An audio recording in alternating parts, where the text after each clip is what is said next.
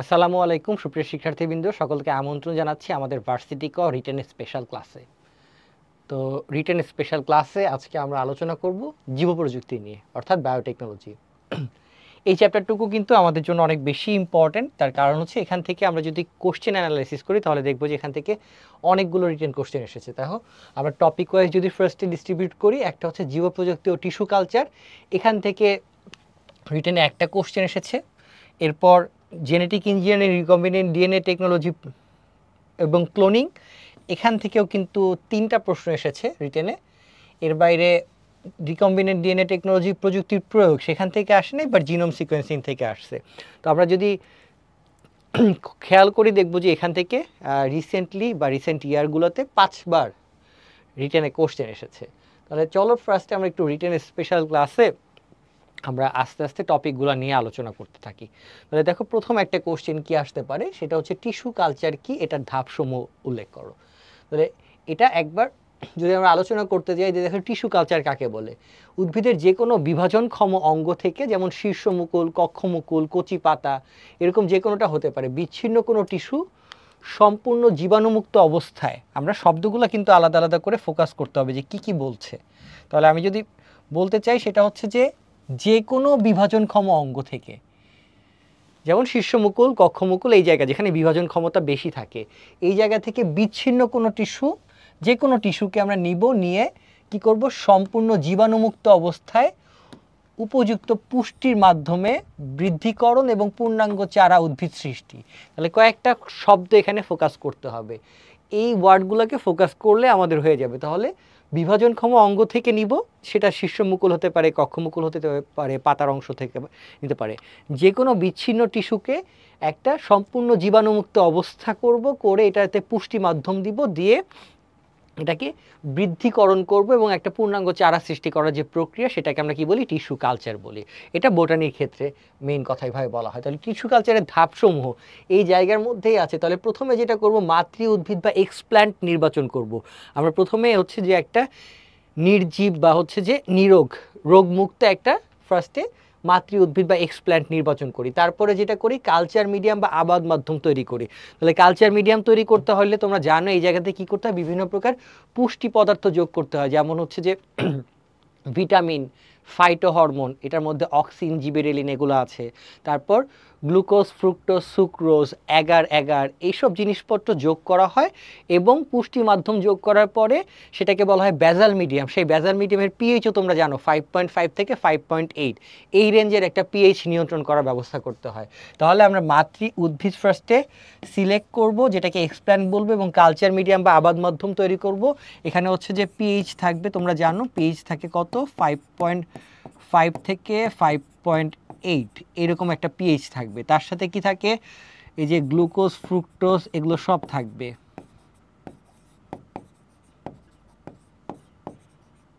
Agar থাকবে। তারপর hormone থাকবে, উদ্ভিদের বৃদ্ধির জন্য যে হরমোন, সেটার নাম হচ্ছে ফাইটো হরমোন। তাহলে এগুলো সব কিন্তু পদার্থ একসাথে এখানে যোগ করে দেওয়ার পরে যেটা তৈরি হবে। তারপর হচ্ছে জীবাণুমুক্তকরণ বা নির্বীজকরণ। এটাকে আমরা এখানে যে প্রসেসটা ইউজ করা হয় সেটাকে আমরা কিন্তু বলি কি বলি, অটোক্লেভ বলি।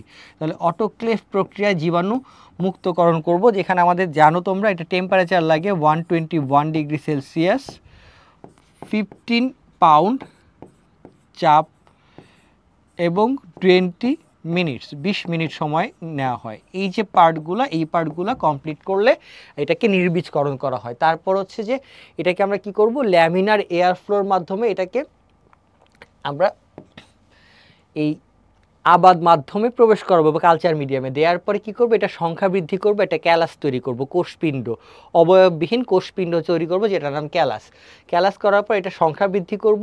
এবং সংখ্যা বৃদ্ধি করার সময় যেটা করব, সংখ্যা বৃদ্ধি করার সময় আমাদের কিছু নির্দিষ্ট কি তাপমাত্রা এবং হচ্ছে যে আলোর প্রয়োজন হয় 3000 থেকে 5000 লাক্স, 17 থেকে 20 ডিগ্রি সেলসিয়াস তাপমাত্রা, 70 থেকে 75% হচ্ছে আর্দ্রতা, এগুলো নিয়ন্ত্রণ করার মাধ্যমে আমরা কি করতে পারি, এই যে এটা ক্যালাস সৃষ্টি করে তার সংখ্যা বৃদ্ধি করে। এরপরে এটা কি করে হয়, মূল উৎপাদক মাধ্যমে স্থানান্তর এবং চারা উৎপাদন করা হবে, চারা টবে স্থানান্তর করব এবং সবশেষে প্রাকৃতিক পরিবেশ তথা মাঠ পর্যায়ে স্থানান্তর করব।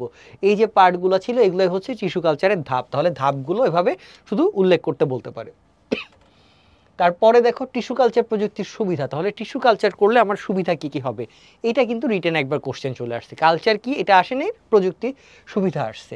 তাহলে প্রথম দেখো, একটা উদ্ভিদ বা উদ্ভিদাংশ থেকে স্বল্প সময়ের মধ্যে একই বৈশিষ্ট্য সম্পন্ন। টিস্যু কালচারে কিন্তু নতুন করে বৈশিষ্ট্য আসবে না, আমি যেটা তৈরি করব, যেই মাতৃ উদ্ভিদ থাকবে হুবহু সেম একই গুণাবলী সম্পন্ন নতুন অনেকগুলো উদ্ভিদ তৈরি হবে। তাহলে মেইন যেটা পার্ট সেটা হচ্ছে একই বৈশিষ্ট্য সম্পন্ন বহু চারা সৃষ্টি করা যাবে, এটা হচ্ছে 1 নাম্বার পয়েন্ট। 2 নাম্বার কথা, যেহেতু একই বৈশিষ্ট্য, তাহলে আমি যদি হচ্ছে রোগমুক্ত উদ্ভিদ সিলেক্ট করি সেখান থেকে রোগমুক্তই পাবো। তাহলে রোগমুক্ত বিশেষ করে ভাইরাস মুক্ত চারা উৎপাদন করা সম্ভব হবে। তোমরা জানো যে মেরিস্টেম কালচারের মাধ্যমে আমরা এটা করতে পারি। মেরিস্টেম যেটা আছে উদ্ভিদের বিভাজন অঞ্চল বা ভাজক টিস্যু, এখান থেকে যদি তুমি টিস্যু কালচার করো সেটা কিন্তু রোগমুক্ত উদ্ভিদ তৈরি করবে। ঋতুভিত্তিক চারা উৎপাদনের বাধ্যবাধকতা হতে মুক্ত পাওয়া যায়, এটা একটা গুরুত্বপূর্ণ কাজ। যে আগে চিন্তা করতাম যে ধরো হচ্ছে যে শুধুমাত্র এই ফলটা মনে হয় শীতকালে বা গ্রীষ্মকালে তৈরি হবে, পরবর্তীতে তাহলে হচ্ছে যে আমরা যখন হচ্ছে এরকম টিস্যু কালচার করতে পারবো তখন আমার টেনশন করতে হবে না যে শুধুমাত্র শীতকালে এটা পাওয়া যাবে কিনা বা গরমকালে এটা পাওয়া যাবে না কিনা এরকম। তাহলে ঋতুভিত্তিক চারা উৎপাদনের বাধ্যবাধকতা যেটা আছে, এই বাধ্যবাধকতা চলে যাবে। সঠিক বীজ সংগ্রহ ও মজুত করার সমস্যা, মানে বীজ সংগ্রহ করে মজুত করে জমা করে রাখতে হবে, অন্য সময় পাওয়া যাবে না, এই টেনশনটুকু চলে যাবে। কলমে অক্ষম উদ্ভিদের চারা উৎপাদন, যেগুলোতে কলম বা কাটিং প্রক্রিয়া ইউজ করা যায় না, এই যে দাবা কলম, গুটি কলম এরকম, সেই উদ্ভিদের ক্ষেত্রে এটা সহজেই কাজ করবে। অল্প পরিসরে অধিক চারা উৎপাদন করা যাবে, এটা আরেকটা গুরুত্বপূর্ণ পয়েন্ট। বিদেশি জাতের উদ্ভিদ থেকে দেশি আবহাওয়া উপযোগী জাত, তাহলে বিদেশি জাত থেকে আমরা চাইলে দেশি জাতের হচ্ছে যে দেশি আবহাওয়া উপযোগী এরকম জাত সৃষ্টি করা যেতে পারে। যে সমস্ত উদ্ভিদ বীজের মাধ্যমে বংশবিস্তার করে না সেগুলো চারা প্রাপ্তি এবং স্বল্প খরচে দ্রুত সতেজ অবস্থায় স্থানান্তর করা যায়। যেমন হচ্ছে যে চারা প্রাপ্তি মানে যারা বীজ উৎপাদন করে না, যেমন হচ্ছে যে সাগর কলা, থুজা, এদের ক্ষেত্রে এই টিস্যু কালচার প্রযুক্তি আমরা ইউজ করতে পারবো। আরেকটা হচ্ছে বিলুপ্ত প্রায় উদ্ভিদ পুনরুৎপাদন করা। এই যে এতগুলো কাজ, এই সবগুলো কাজ এবং সংরক্ষণ, এই সব কিছুই কী করা যেতে পারে, আমরা টিস্যু কালচারের মাধ্যমে সুবিধা পাবো। তাহলে পরীক্ষায় তো তোমার এতগুলো লাগবে না, পরীক্ষায় যদি আসে টিস্যু কালচারের সুবিধা, তুমি 3টা বা 4টা ইম্পর্টেন্ট পয়েন্ট এখান থেকে মেনশন করে ফেলবা, 4টা বা 5টা, এগুলো লিখে ফেললে মোটামুটি ইম্পর্টেন্ট হয়ে যাবে। তারপরে একটা কোশ্চেন, জিন ক্লোনিং বলতে কি বোঝো, রিকম্বিনেন্ট ডিএনএ টেকনোলজির ধাপ, এটা আরেকটা টপিক তাই না? তাহলে টিস্যু কালচারের অংশ থেকে টিস্যু কালচারের ধাপ, এটা সুবিধা এই অংশটুকু। আর টিস্যু কালচারের যে ব্যবহারগুলো থেকে এমসিকিউ চলে আসে বা গুরুত্ব অংশটুকু থেকে। জিন ক্লোনিং সহজ কথায় কোনো কাঙ্ক্ষিত জিনকে হুবহু কপি করা বা সংখ্যা বৃদ্ধি করাকে বলা হয় জিন কালচার, তাই তো, বা সরি জিন ক্লোনিং। আচ্ছা, টিস্যু কালচারে আরেকটা কিন্তু নাম ছিল, টিস্যু কালচার আরেকটা নাম হচ্ছে মাইক্রোপ্রোপাগেশন। সো অনেক সময় হচ্ছে যে টিস্যু কালচারে এই জায়গাটুকুতে এই যে মাইক্রোপ্রোপাগেশন শব্দটাও যদি দেখো, সেটা দেখলে হচ্ছে যে মানে কনফিউজ হওয়ার দরকার নেই, নাম অন্য নাম দিয়ে যদি দিয়ে দেয় মাইক্রো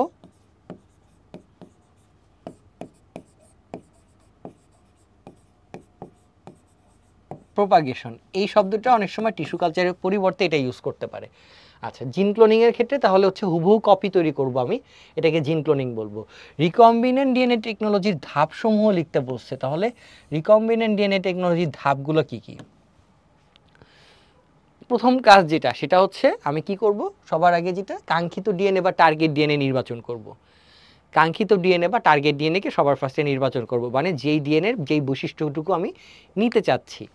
তারপরে এই যে কাঙ্ক্ষিত ডিএনএ বা টার্গেট ডিএনএ যখন আমি নির্বাচন করব, এটাকে আমরা কি করি বলতো, এটা হচ্ছে সিজিয়াম ক্লোরাইড বা সুক্রোজ গ্রেডিয়েন্ট দ্রবণের মধ্যে দেওয়ার পর সেখান থেকে টার্গেট ডিএনএটাকে আমি সেপারেট করে নিতে পারি সিজিয়াম ক্লোরাইড বা সুক্রোজ গ্রেডিয়েন্টের মাধ্যমে।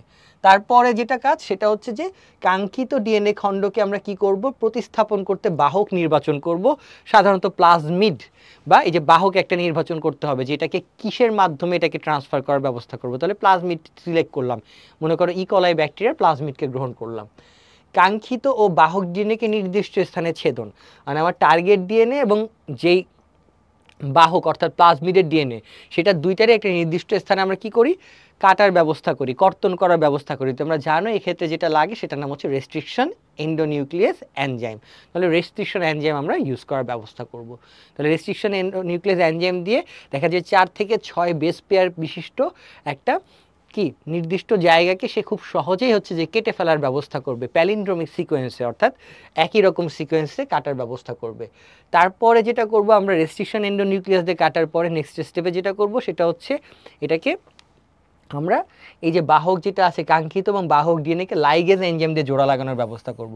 তাহলে লাইগেজ এনজাইম দ্বারা জোড়া লাগাবো এবং রেস্ট্রিকশন এনজাইম দ্বারা আমরা কি করব, কর্তনের ব্যবস্থা করব। তাহলে 4 নম্বর স্টেপটা, 4টে স্টেপ দেখলাম। এরপরে কি হয়, রিকম্বিনেন্ট ডিএনএকে অনুলিপনের জন্য হোস্ট বা পোষক যেমন ইকলাই নির্বাচন করা এবং পোষক দেহে প্রবেশ করানো। এখন যেই প্লাজমিডটার মধ্যে আমি একটা নতুন ডিএনএ সেট করেছি বা রিকম্বিনেন্ট ডিএনএ বানালাম, এটাকে অবশ্যই একটা ব্যাকটেরিয়ার শরীরে পাঠাতে হবে।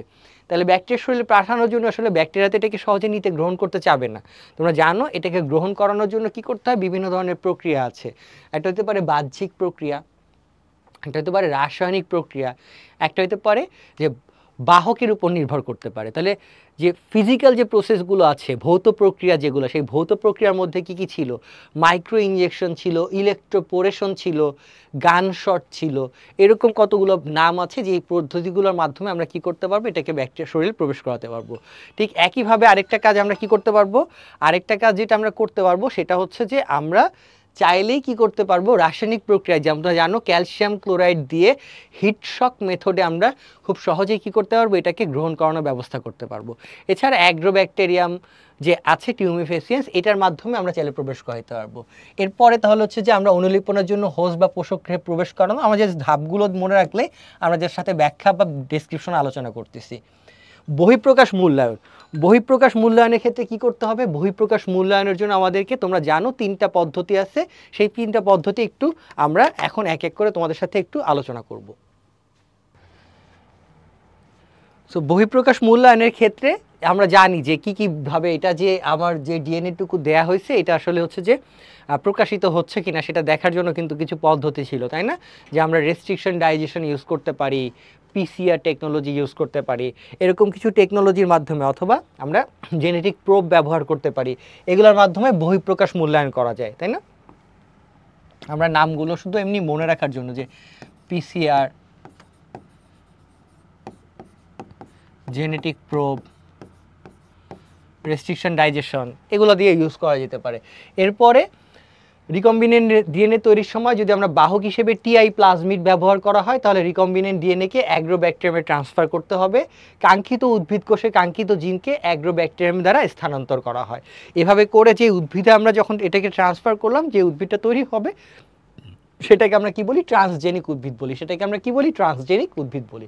ওকে, এরপরে একটা কোশ্চেন দিতে পারে, দেখো একবার কোশ্চেন আসছে, উন্নত শস্যজাত উৎপাদনের জন্য ব্যবহৃত পদ্ধতিগুলো কি কি হইতে পারে। তাহলে আসলে মেইনলি যেটা, এই যে আমরা শস্য তৈরির জন্য অনেক ধরনের পদ্ধতি ব্যবহার করতে পারবো। এটার মধ্যে একটা হচ্ছে রিকম্বিনেন্ট ডিএনএ টেকনোলজি, এটার মাধ্যমে আমরা উন্নত শস্যজাত তৈরি করতে পারবো।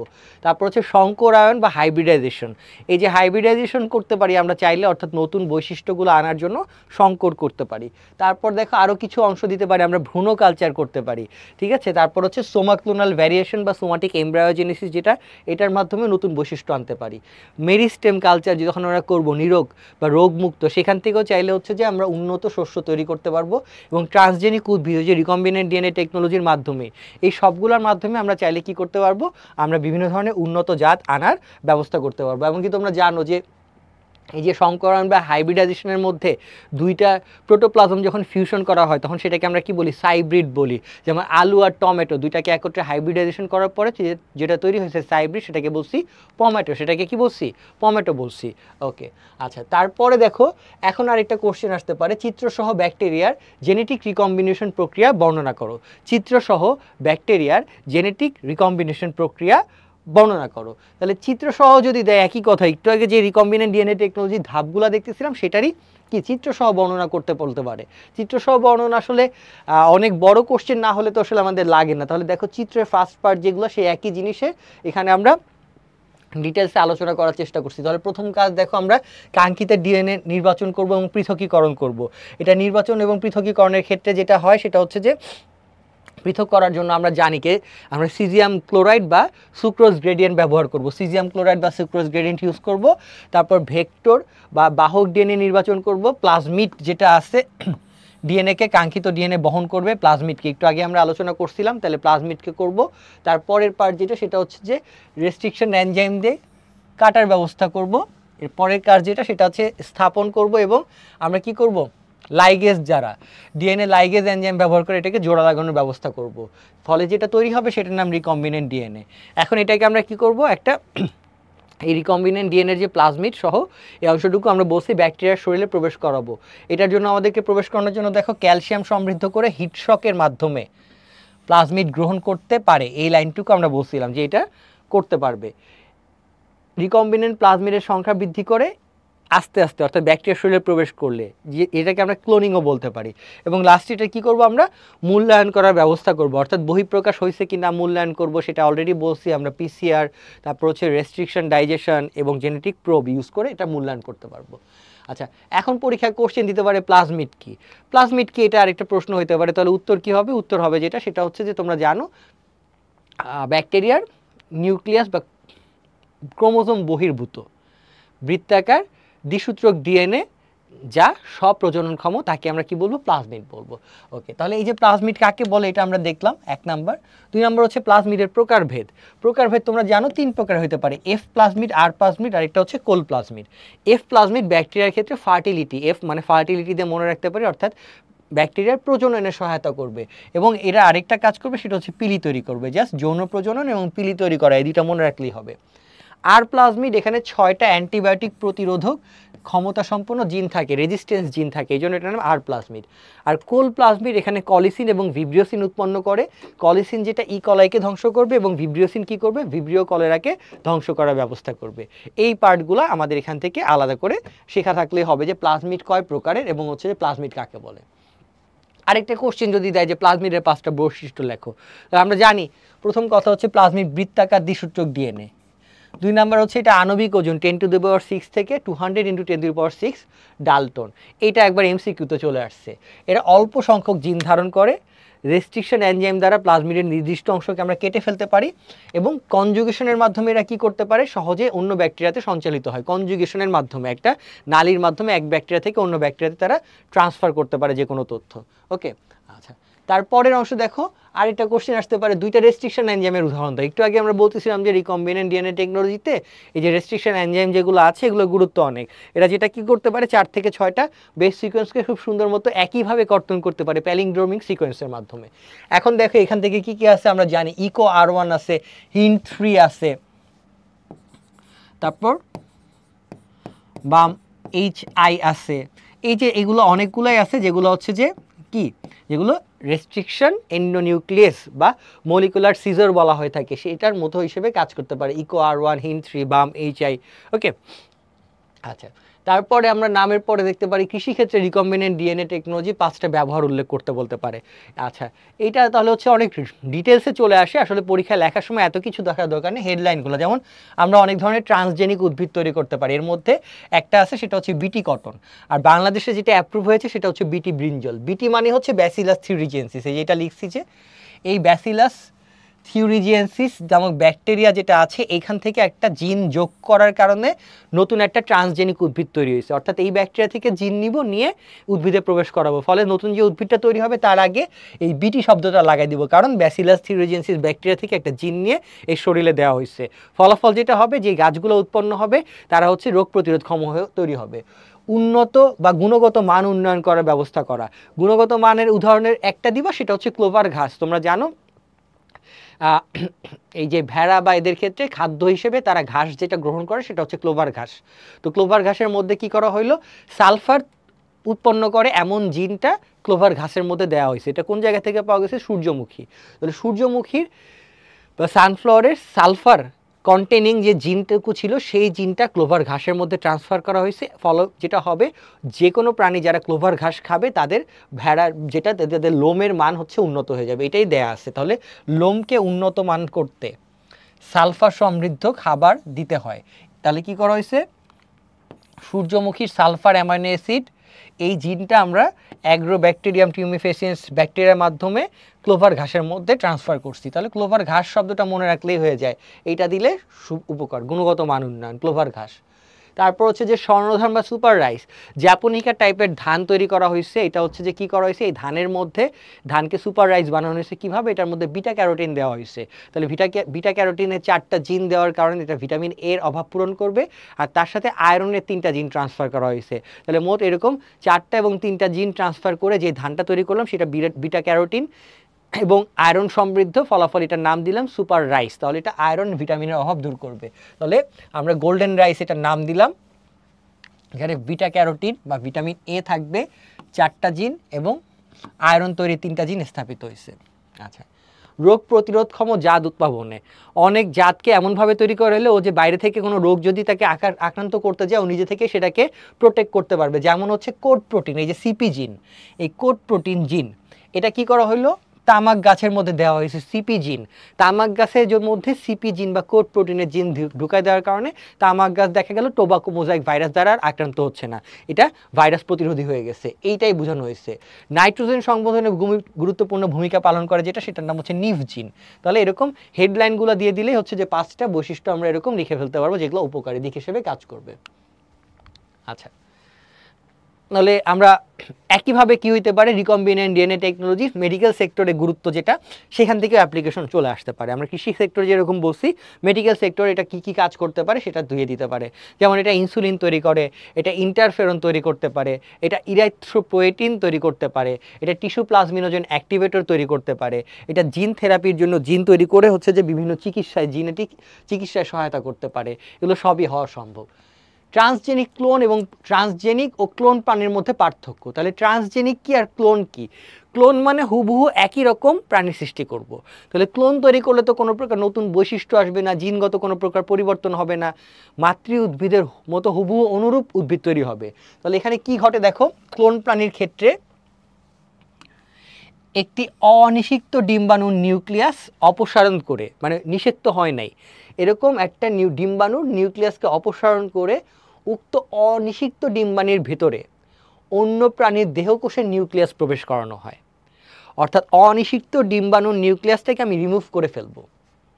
এই অনিষিক্ত মানে হচ্ছে যে যেটা ফার্টিলাইজড হচ্ছে না, এরকম অনিষিক্ত একটা ডিম্বাণুর নিউক্লিয়াসটা বের করে নিয়ে দেহকোষের যে নিউক্লিয়াস আছে সেইটাকে এখানে প্রবেশ করব। অন্য প্রাণীর দেহকোষের নিউক্লিয়াস প্রবেশ করানোর কারণে এটা ক্লোন সৃষ্টি করবে। ফলে এখানে যেটা হবে, কোনো জিনগত পার্থক্য সৃষ্টি হবে না, বিশেষ কোনো বৈশিষ্ট্যের প্রকাশ ঘটবে না, এখানে কোনো প্রকার মিউটেশন বা প্রকরণ ঘটবে না, এবং বাহ্যিক প্রকাশ অবিকল এক হবে, কারণ এটাকে ক্লোন তৈরি করতেছি, অর্থাৎ আমার মতোই হবে। এটাই হচ্ছে ক্লোনের সংজ্ঞা। আর ট্রান্সজেনিক উদ্ভিদ, এই যে রিকম্বিনেন্ট ডিএনএ টেকনোলজির মাধ্যমে যে আমি জিনটা তৈরি করলাম, সেই জিনটা অন্য একটা প্রাণীর মধ্যে প্রবেশ করানোর কারণে সেই জিনের যে গুণাবলীগুলো সেগুলো প্রকাশিত হবে, এটা হচ্ছে ট্রান্সজেনিক। তাহলে একটা প্রাণীর দেহে যদি এটা প্রবেশ করায়, ফলে প্রাণীর মধ্যে জেনেটিক কিছু পরিবর্তন বা পরিমার্জন আসবে, নতুন ভ্যারিয়েশন সৃষ্টি হবে, এটাকে আমি বলতেছি ট্রান্সজেনিক প্রাণী। তাহলে ট্রান্সজেনিক প্রাণীর শুক্রাণু বা ডিম্বাণু জাইগোটে বাইরে থেকে জিন, এই যে জাইগোট যেটা করছি সেটা বাইরে থেকে জিন বা ডিএনএ প্রবেশ করানো হয়, সহজ কথা, জাইগোটের মধ্যে। আর এটা ছিল অনিষিক্ত ডিম্বাণুর মধ্যে। দেওয়ার পর বাইরে থেকে জিন বা ডিএনএ প্রবেশ করানোতে এখানে কি হবে, অবশ্যই জিনগত পার্থক্য সৃষ্টি হবে, বিশেষ বৈশিষ্ট্যের সমাহার ঘটবে, এখানে মিউটেশন বা প্রকরণ তৈরি হবে, নতুন নতুন ভ্যারাইটি তৈরি হবে, এবং বাহ্যিক প্রকাশে ভিন্নতা দেখা দিবে, অর্থাৎ ক্যারেক্টারিস্টিক হুবহু সেম হবে না। তাহলে এইটা হচ্ছে একটা ট্রান্সজেনিক এবং ক্লোন প্রাণীর মধ্যে পার্থক্য। এটা পরীক্ষায় এই ধরনের কোশ্চেন যদি দিয়ে দেয় যে 2টা পার্থক্য লিখতে বলতে পারে, 4টা পার্থক্য লিখতে বলতে পারে, তোমরা এই পার্থক্যগুলো লেখার চেষ্টা করবা। তারপরে দেখো, চিকিৎসা ক্ষেত্রে জৈব প্রযুক্তির 5টা ভূমিকা অলরেডি আমরা বলতেছিলাম। জটিল রোগের ক্ষেত্রে প্রতিষেধক এবং রোগ ব্যাধি শনাক্তকরণের জন্য অ্যান্টিবডি উৎপাদন করতে পারি আমরা রিকম্বিনেন্ট ডিএনএ টেকনোলজির মাধ্যমে। ব্যাকটেরিয়ার মাধ্যমে সংশ্লিষ্ট ইনসুলিন এবং ইন্টারফেরন নানা ধরনের হরমোন উৎপাদন করা যেতে পারে। মানুষের বৃদ্ধি হরমোন উৎপাদন, আমরা গ্রোথ হরমোন তৈরি করতে পারবো। মস্তিষ্ক, হৃৎপিণ্ড, ফুসফুসে রক্ত জমাট প্রতিরোধক উপাদান উৎপাদন করতে পারবো। এই যে টিস্যু প্লাজমিনোজেন অ্যাক্টিভেটরের কথাই বলছে আসলে, এটা বুঝাইছে টিস্যু প্লাজমিনোজেন অ্যাক্টিভেটর। ওকে, তারপর ইনসুলিন আর ইন্টারফেরন, তোমরা জানো ইন্টারফেরন কি কাকে কাকে, ভাইরাস আক্রান্ত কোষ এবং ক্যান্সার কোষকে ধ্বংস করে। বায়োফার্মের মাধ্যমে আমরা হরমোন, অ্যান্টিজেন, ভিটামিন ইত্যাদিও তৈরি করতে পারবো। তাহলে এই যে বৈশিষ্ট্যগুলো আছে, এটাও হচ্ছে যে আমাদের আলাদা করে রিটেনে কোশ্চেন আসতে পারে। এরপরে যেটা, সেটা হচ্ছে যে রিকম্বিনেন্ট ডিএনএ টেকনোলজি আর পিসিআর টেকনোলজি, এই দুইটার মধ্যে একটা পার্থক্য পরীক্ষায় দিতে পারে। তাহলে হচ্ছে যে পিসিআর টেকনোলজি আসলে কি জিনিস, পলিমারেজ চেইন রিঅ্যাকশন।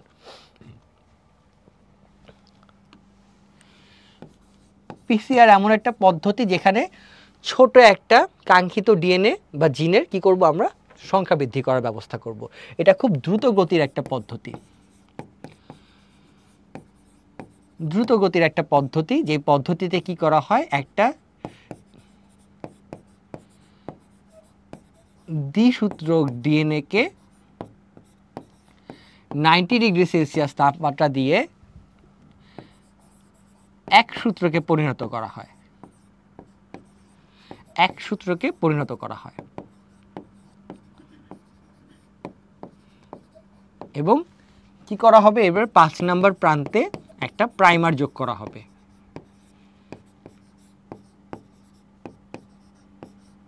একটা প্রাইমার যোগ করব, করে তারপরে কি করব, খুব দ্রুত গতিতে এটা সংখ্যা বৃদ্ধি করব। তাহলে এটা কি করা হয়, এটা কি তাহলে হচ্ছে যে দেহের মধ্যে হচ্ছে নাকি বাইরে হচ্ছে, তাহলে এটা অবশ্যই একটা ইনভিট্রো, মানে দেহের বাইরের পদ্ধতি, ইনভিট্রো পদ্ধতি। এবং এই পদ্ধতিতে দেখো কোনো প্রকার বাহক লাগার প্রয়োজন হবে না, কোনো বাহকের দরকার নাই, ঠিক আছে। এইখানে এই যে সূত্রটাকে বৃদ্ধি করব, এটার জন্য একটা কি লাগে, এখানে যেটা লাগবে সেটা হচ্ছে একটা ডিএনএ পলিমারেজ লাগবে, একটা এনজাইম লাগে, সেটার নাম হচ্ছে ডিএনএ পলিমারেজ এনজাইম। এই এনজাইমটুকু এখানে লাগবে, এটা মনে রাখলেই হয়ে যাবে। তাহলে এখন দেখো রিকম্বিনেন্ট ডিএনএ আর পিসিআর এর মধ্যে পার্থক্য কি। পিসিআর হচ্ছে একটা নির্দিষ্ট জিন বা ডিএনএ খণ্ডকে শুধুমাত্র ক্লোনিং ঘটাবো, মানে সংখ্যা বৃদ্ধি করব। এটা একটা ইনভিট্রো, মানে সজীব কোষের বাইরে সংঘটিত হবে, ইনভিট্রো পদ্ধতি। এখানে ভেক্টর অত্যাবশ্যক নাই, এখানে ভেক্টর লাগে না, এখানে যেটা লাগে, এখানে ডিএনএ পলিমারেজ এনজাইমটুকু লাগবে। এবং জেনেটিক ইঞ্জিনিয়ারিংয়ের ক্ষেত্রে পিসিআর এর ভূমিকা কম, জেনেটিক ইঞ্জিনিয়ারিং নতুন করে তো চেঞ্জ করতেছি না, এই টিস্যু কালচারের ক্ষেত্রে আমার হচ্ছে গিয়ে পিসিআর এর ভূমিকা অনেক বেশি থাকবে, দ্রুত গতিতে সংখ্যা বৃদ্ধি করব। ল্যাবে একটা জীবাণু শনাক্ত করার জন্য পিসিআর পদ্ধতি ইউজ করব। কিন্তু রিকম্বিনেন্ট ডিএনএ টেকনোলজি যেটা, সেটা হচ্ছে জেনেটিক ইঞ্জিনিয়ারিং, আমি নতুন একটা ডিজায়ার্ড বৈশিষ্ট্য আনতে চাচ্ছি, নতুন বৈশিষ্ট্য আনার জন্য। তাহলে এক্ষেত্রে নির্দিষ্ট জিন বা ডিএনএ খণ্ডকের ক্লোনিং এবং প্রকাশ দুইটাই ঘটানো হয়, বহিঃপ্রকাশ হয়, শরীরে প্রবেশও করা দেয়, আমরা দেখছি তাই না। একটা উদ্ভিদে প্রবেশ করানোর ফলে ট্রান্সজেনিক প্রাণী হবে, প্রাণীতে ট্রান্সজেনিক উদ্ভিদ, প্রাণীদেহে প্রবেশ করে ট্রান্সজেনিক প্রাণী তৈরি হবে। এটা ইন ভিভো পদ্ধতি, তার মানে এটা হচ্ছে যে একটা সজীব কোষের ভিতরে হবে। এটা এখানে অবশ্যই একটা ভেক্টর লাগবে, বাধ্যতামূলক। রিকম্বিনেন্ট ডিএনএ টেকনোলজিতে যেটা লাগে সেটা জানো তোমরা, রেস্ট্রিকশন এন্ডোনিউক্লিয়াস লাগে, লাইগেজ লাগে, আর এখানে ডিএনএ পলিমারেজ। এবং এটা জেনেটিক ইঞ্জিনিয়ারিংয়ের সব থেকে গুরুত্বপূর্ণ একটা কি পদ্ধতি, বা এখানে এটার ভূমিকা সব থেকে গুরুত্বপূর্ণ। তাহলে আমরা আরেকটা পার্থক্য দেখে রাখলাম। আচ্ছা, এরপরে একটা কোশ্চেন আসতে পারে, সেটা হচ্ছে জিনোম সিকোয়েন্সিং কি জিনিস। তাহলে জিনোম কি জিনিস, মানুষের শরীরে আমরা যদি মানুষের কথা বলি, তাহলে 23 জোড়া বা 46টা ক্রোমোজোম থাকে। এই 23 জোড়ার মধ্যে 23টা পায় বাবার কাছ থেকে, 23টা মায়ের কাছ থেকে। তাইলে এই 23টা ক্রোমোজোমের মধ্যে যতগুলো জিন থাকে, সবগুলোর সমন্বয়ে একটা সেট বা এক সেট জিনোম। ওকে, তাহলে মানুষের শরীরে কয় জোড়া জিনোম থাকে, এক জোড়া জিনোম থাকে, ওকে, বা 2 সেট জিনোম থাকে। এই সকল জিনের সমষ্টিকে আমরা জিনোম বলি, তাই তো। আচ্ছা, তাহলে এই যে জিনোমগুলো একটার পর একটা, অর্থাৎ নাইট্রোজেন বেস সিকোয়েন্স ATGC, কোনটার পরে কোনটা কিভাবে আছে, এটার সিকোয়েন্সটুকুকে আবিষ্কার করার যে পদ্ধতি, সেটাকে আমরা বলবো জিনোম সিকোয়েন্সিং। তাহলে দেখো, ডিএনএ অণুর অনুদৈর্ঘ্য ATGC, অনুদৈর্ঘ্য ATGC বেসগুলো কোন অনুক্রমে সজ্জিত আছে, সেইটা জিনোম সিকোয়েন্স। আর এই সিকোয়েন্সিং উদ্ঘাটন করা হলো জিনোম সিকোয়েন্সিং। কোনো জীবের জিনোম সিকোয়েন্সিং সম্পন্ন হলে তার বিভিন্ন জিনের অবস্থান এবং কার্যকারিতা জানা সহজ হয়, এবং চাইলে কি করতে পারবো, কোন জিনের জন্য, ধরো একটা মানুষের শরীরে কোনো জেনেটিক ডেফিসিয়েন্সির কারণে অসুখ হচ্ছে, আমরা সেটাকে সরাসরি ওইটা রিপ্লেস করে একটা সুস্থ সবল জিন সেখানে ট্রান্সফার করা আমাদের জন্য ইজি হয়ে যাবে। আচ্ছা, এখন তাহলে কোশ্চেন দিতে পারে যে এই ডিএনএ ফরেনসিক্স বা এই যে এগুলো জিনোম সিকোয়েন্সিং এগুলো করার হচ্ছে যে সুবিধা কি অসুবিধা কি। আচ্ছা, এটা সুবিধা অসুবিধার মধ্যে দেখো অপরাধী শনাক্তকরণ করা যাবে, পিতৃত্ব নির্ধারণ করা হয় প্যাটার্নিটি টেস্টের ক্ষেত্রে, স্বজন নির্ধারণে অনেক সময় হচ্ছে যে ডেড বডির আইডেন্টিটি রিভিল করার জন্য অথবা হচ্ছে তার আত্মীয় স্বজনের সাথে মিলানোর জন্য ইউজ করা হয়। সব থেকে গুরুত্বপূর্ণ হচ্ছে যে সবচেয়ে দ্রুত এবং নির্ভরযোগ্য পদ্ধতি ক্যান্সার গবেষণায়, চিকিৎসা বিজ্ঞানে ইউজ করা হয়, সমুদ্র গবেষণায় হচ্ছে এটাকে ইউজ করা হয়। ওকে, এর বাইরে উদ্ভিদের ক্ষেত্রে বোটানিতে শ্রেণীবিন্যাসের বিভিন্ন স্তর নির্ধারণ করা যায়, শ্রেণীবিন্যাস প্রক্রিয়ায় বৈশিষ্ট্যের মিল নির্ধারণ, একটার সাথে আরেকটা বৈশিষ্ট্য মিল আছে কিনা সেটা নির্ধারণে আমরা ইউজ করতে পারি। সো জিনোম সিকোয়েন্সিং বা ডিএনএ ফরেনসিক্সে আমরা কিছু অ্যাপ্লিকেশন দেখলাম।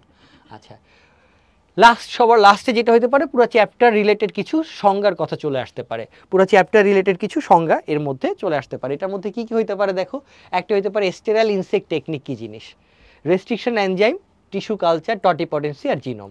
সো স্টেরাইল ইনসেক্ট টেকনিক কি জিনিস, স্টেরাইল ইনসেক্ট টেকনিক হচ্ছে একটা পরিবেশ বান্ধব ক্ষতিকারক পতঙ্গ নিয়ন্ত্রণ পদ্ধতি। তার মানে আমরা কি করব, পতঙ্গ যেটা আছে সেটাকে স্টেরাইল বা বন্ধা বানানোর টেকনোলজি ইউজ করব।